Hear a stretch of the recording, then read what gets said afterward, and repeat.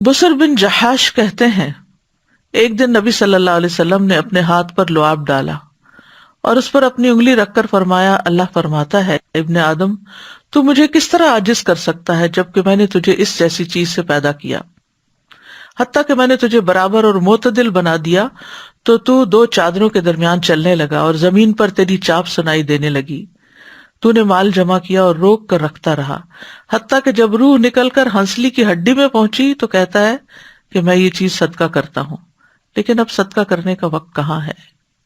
سورۃ البقرہ میں بھی اللہ تعالیٰ فرماتے ہیں یا ایھا الذین آمنوا انفقوا مما رزقناکم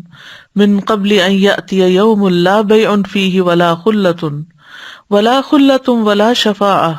والکافرون هم الظالمون۔ اے لوگو جو ایمان لائے ہو، خرچ کرو اس رزق میں سے جو ہم نے تمہیں دیا ہے، اس سے پہلے کہ وہ دن آ جائے جس میں نہ کوئی خرید و فروخت ہوگی، نہ کوئی دوستی اور نہ کوئی سفارش کام آئے گی، اور کافر لوگ ہی دراصل ظالم ہیں۔ موت کے وقت عمل کرنے کی حسرتیں ہوں گی۔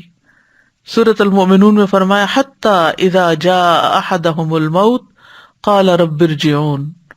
لعلی اعمل صالحا فیما ترکت کلا انها کلمۃ هو قائلها ومن ورائهم برزخ الی یوم یبعثون۔ یہاں تک کہ جب ان میں سے کسی کے پاس موت آتی ہے تو کہتا ہے اے میرے رب مجھے واپس بھیجو تاکہ میں جو کچھ چھوڑ آیا ہوں اس میں کوئی نیک عمل کر لوں۔ ہرگز نہیں، یہ تو ایک بات ہے جسے وہ کہنے والا کہہ رہا ہے،